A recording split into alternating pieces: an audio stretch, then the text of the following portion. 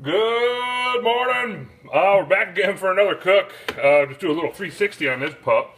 The 9.15 pound Boston butt. Fat cap is up. I got all the sides rubbed down with the rub I made. And then the binder we're using today is just some olive oil. The rub that we're using, I just made it this morning. Really easy. It's 2 tablespoons of black pepper, 2 tablespoons of salt, and about a half a tablespoon of paprika to kind of give it a good color. This is going to go on to Oklahoma Joe's here in a little bit. I got charcoal heating up right now, 100% natural lump. Charcoal heating up, but I'm just going to use that to get the wood going. In other words, I'm going to cook this all the way till I wrap it, all on wood. So, should be a pretty good cook. Temperature today I'm going to be shooting for, it's keeping it like right around that 275 range. I got that idea from, I've been watching a lot of Aaron Franklin's videos on YouTube, and that's his go-to temp. So, never done a butt at that temp, and we're going to do it today, so we'll see how she turns out. But besides that, I'll see you once I got this down in the Oklahoma Joe's. Okay, apologize for the lighting. Just right, it's about 6:45, but you can see I poured the coals in the firebox. I got everything left open, and I'm going to wait till those 3 pieces of hickory catch fire until I close it down, and then I'll start messing with the vents then. But there's the butt. I got the probe in. I'm probably going to let it go to 150-ish before I wrap it.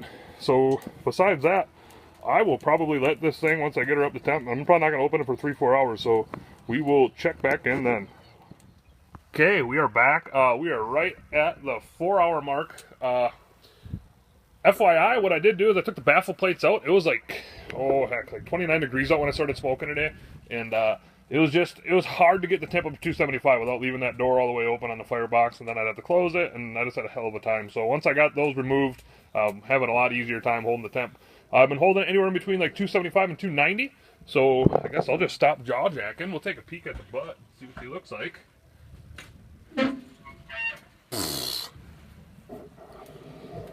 Wow. She is looking good. I just added a bunch of wood on there, so that's why it's flaming up so good. But the water pan's about out of water, but I don't think I'm going to leave this on much longer. I'll probably leave it on for like another, half hour, and then I'm going to pull it off and wrap it. So I will pick back up when I'm pulling it off and showing you, and I'll just pick back up when I'm wrapping it. So we'll see in a little bit. Okay, we are back. It has been 4 hours and 4 hours and 45 minutes. So now what I'm going to do is I'm going to wrap her up good and tight, double layer it on the bottom in case the tinfoil rips. What a good idea I got from watching one of Aaron Franklin's videos.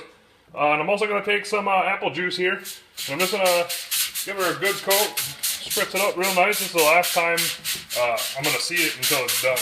So that should be about good. We'll go ahead and wrap it up tight.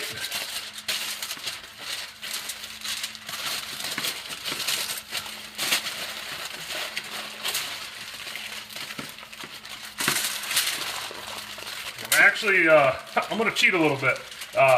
Wood's kind of hard to come by where I live. I just found a local supplier of it, but he has not called me back yet, so I'm running kind of low on wood. So I got the Rectech fired up, and I'm just going to finish this up on the Rectech. So I'll just show you this one more time once I put it on the Rectech, but besides that, I probably won't pick back up until this thing is out, and then I'll show you how I let it rest. So we'll check back in just a little bit. Okay, well, like I promised, we're at the Rectech. Just give you a quick peek.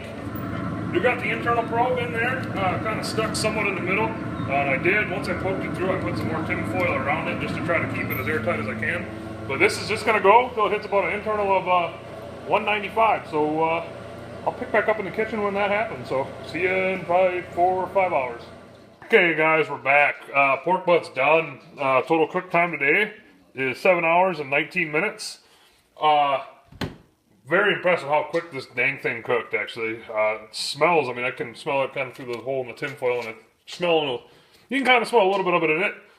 It smells good. So it got done about 2 hours quicker than I thought it would. So I'm going to give her a good long rest. That's a good thing about these pork butts.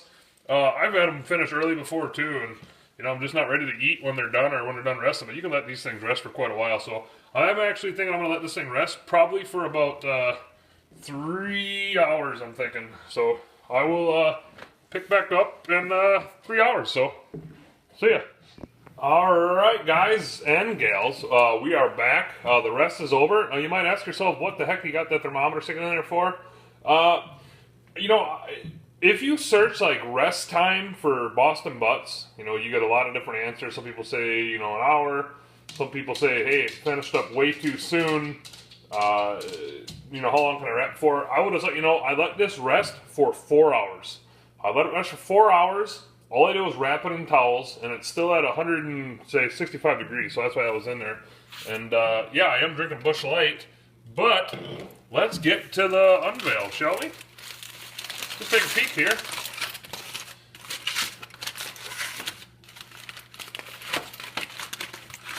Oh my Lanta. Woo-hoo-hoo-hoo-hoo! Take a look at the bone. Pretty much should just pop. Yeah, just pops right out. This thing's still steaming hot. So I'm going to pick back up here in just a minute or two once I get some utensils out to shred this. So we'll see in a little bit. All right. I got her transferred over. It was kind of difficult. This thing's kind of sort of just falling apart. But let's just see what we can do with, take our hands in there real quick and just see what, oh my. See what we can do with this. Jeez. I mean, are you seeing this, guys? I mean, yeah, this is burning my hands a little bit, but not much. This is going to make some good dinner. This is, I'm just going to go ahead and say, this is the easiest butt I've ever, like, the easiest butt I've done that pulled apart this way. Like, it's taken nothing to pull it apart. Obviously, you can see that. I don't want to touch it anymore because it is kind of hot. But I just want to say one thing. Like I said earlier, I did cheat a little bit. I finished it off on a Rectech. But once you wrap it in tin foil, it's really not going to get any more smoke flavor. So, yeah. Real quick, like I said, what was it, like 7 hours and 20 minutes? 275 the whole time. And once I wanted to wrap it, I transferred over to the Rectech. And that's about it. Should I do a taste test? Let's get some of this bark in there. Let's just try this.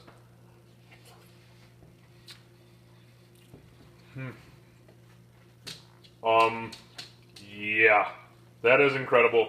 That is, I'm just gonna go ahead and say that is the best butt I've ever done. Oklahoma Joe's did its job. You can definitely taste a very, very, very good amount of smoke flavor in there, and that's what I like. So, besides that, I'm gonna sign off, and maybe this is the end of the video, maybe it isn't. But if it is, we'll see you guys later. Thanks for watching. All right, got a little bit of during the meal interview here. I'll just take a quick bite.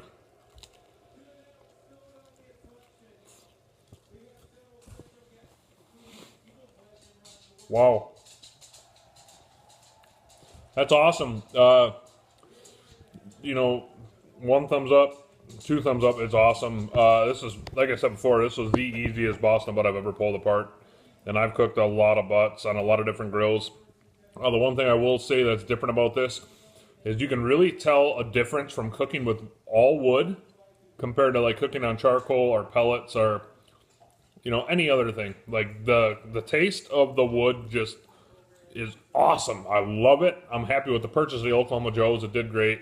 I got nothing else to say, but hey, cheers. Have a good night, guys.